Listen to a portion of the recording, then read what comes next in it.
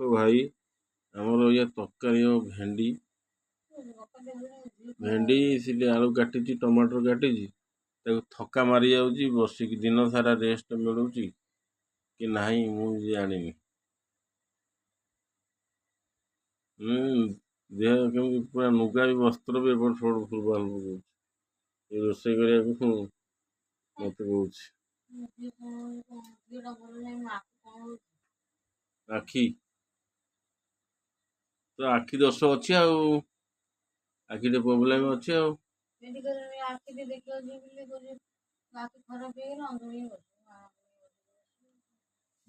ତୋର ଭିଟାମିନ ଖାଉନୁ। ଯା ଯା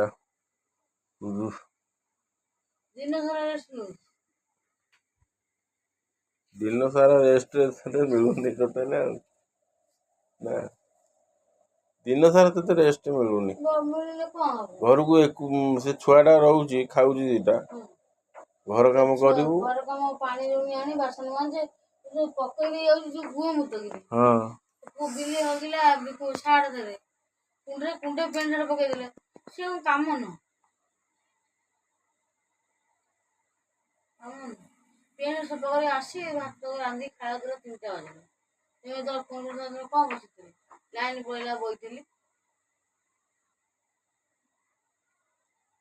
ଯିଏ ଗଲେ ପେଲି ଆଉ ଝାଡା ପରିଷ୍କାର ହଉନି, ପେଟ ଓଜନିଆ ଲାଗୁଛି। ଏ ଜଣା ପଡୁନି, ଖାଲି ଫଟୋ ଉଠଉଛି, ମୋବାଇଲ ଦେଖୁଛି, ଏଇଗୁରା କଲେ କଣ ହବ? ରୋଗ ପାଇଁ ଟଙ୍କା ଟା ଖର୍ଚ୍ଚ କରିବାର ନାହିଁ। ଲୋକମାନଙ୍କୁ ଟିକେ ଦୟା, ଲୋକମାନେ କହୁନୁ ଦୟା, ପଇସା ପତ୍ର ଟିକେ ଲାଇକ୍ କର, କମେଣ୍ଟ କର। ଆଉ ମୋର ଦେହଟା ଅସୁସ୍ଥ, ଭଲ ହେଇପାରୁନି। ମୋ ସ୍ୱାମୀ ରୋଜଗାର କରୁନି, ଆଉ ଇଏ କରୁନି, ଏଇ କଥା କହିବି। ମୋ ସ୍ୱାମୀର ରୋଜଗାର ନାହିଁ, ଆଉ ମତେ ଟଙ୍କା ଦେଇ ସାହାଯ୍ୟ କର, ମୋ ଦେହ ଖରାପ ହେଇଛି, ଭଲ ଏଇ କଥା କହୁନୁ। ଆଉ କଣ କହିବି? ତୁମେ ରୋଜଗାର କରୁନ? ମୋ ସ୍ୱାମୀର ରୋଜଗାର ନାହିଁ, ମୋ ସ୍ୱାମୀ ଘରେ ବଇଛି। ରୋଜଗାର କରୁଛି, ଯୋଉମାନେ ୟୁଟ୍ୟୁବ କରୁଛନ୍ତି ତାଙ୍କର ରୋଜଗାର ଥାଇକି ବି ୟୁଟ୍ୟୁବ ଚ୍ୟାନେଲ ଯୋଉ ଛାଡୁଛନ୍ତି, ଅନେଇଲୁ ଏବେ ଗୋଟେ ପୁଅଟା, ଛୋଟ ପୁଅଟା ଯୋଉ ଚିକିତ୍ସା ହଉଥିଲା,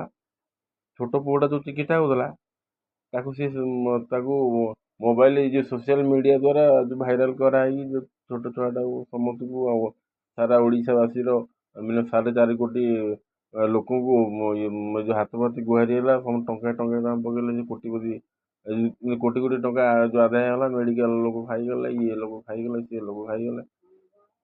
କିଛି ପଇସା ତାକୁ କିଛି ଅଳ୍ପ ପଇସା ଦେଲେ, ତେଣୁ କି ସେଇ ପଇସା ନେଇକି ସେ ବି ତା ସ୍ୱାମୀ ଯୋଉ ହାତ ପତେଇ ମାଗୁଥିଲା ପଇସା, ସିଏ ପୁରା ବଡ ହୋଟେଲରେ ଯାଇ ବସି ମାଲ ପିଇ ବସି ରୋଜଗାର କଲା। ଆଡେ ଛୁଆଟା ପାଇଁକି ଚିକିତ୍ସା ପାଇଁକି ହାତ ବଢେଇଲ, ଲୋକଙ୍କୁ ହାତ ଗୋତଳେ ପଇଲ, ଟଙ୍କା ଆଣିକି ତ ପୁଅକୁ ନ ଭଲ କରି ସେ ଲୋକଟା ଯାଇ ମାଲ ପିଇଲା, ତା ଭିଡିଓ ସେ ଭିଡିଓ ଭାଇରାଲ ହେଇଥିଲା। ତେଣୁ ତୁ କଣ ଭିଡିଓ ଲୋକଙ୍କୁ, ଓଡିଶା ବାସୀକି 4.5 କୋଟି ଲୋକଙ୍କୁ ଯଦି ଟିକେ କହିଦେବୁ, ଭାଇ ମୁଁ ତ ନିହାତି ଗରିବ ଲୋକ, ଆଉ ମୋତେ କୌଣସି ସାହାଯ୍ୟ ଦିଅ, ବୁଝିପାରୁଛୁ, ବେଶୀ ଲାଇକ୍ କମେଣ୍ଟ ଟିକେ ଦେଲେ ମୋ ଭିଡିଓଟା ଭାଇରାଲ ହେଲେ, ମୁଁ ଏଇ ଭିଡିଓ ଭାଇରାଲ ଦ୍ୱାରା କିଛି ପଇସା ବ୍ୟବହାର କରି ମୋ ଦେହ ମୁଣ୍ଡ ଦେଖେଇବି। ଅସମ କଣ ତାହେଲେ ତୁ ହସୁଛୁ, ତୋର କିଛି ପ୍ରୋବ୍ଲେମ ନାହିଁ ଆଉ କଣ? ଗଲା ରୋଗ ପାଇଁ କହିବ ପଇସା ମାଗିବି, ପଇସା ଦିଅ, ଭଲ ହେବି, ଏଇଟା କହିବି। ତୁ କହିସାରିଛୁ, ସେଥିରେ ଭିଡିଓ ରେକର୍ଡିଂ ହେଇଯାଇଛି, କହିସାରିଛୁ, ଆଉ ଦଶଥର ଯେକୌଣସି ଉପାୟର କହିସାରିଛୁ।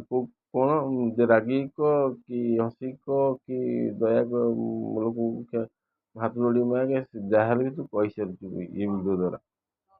ଯା ଭେଣ୍ଡି ତରକାରୀ ରାନ୍ଧେ, ଭେଣ୍ଡି ତରକାରୀ ରାନ୍ଧେ ଯା।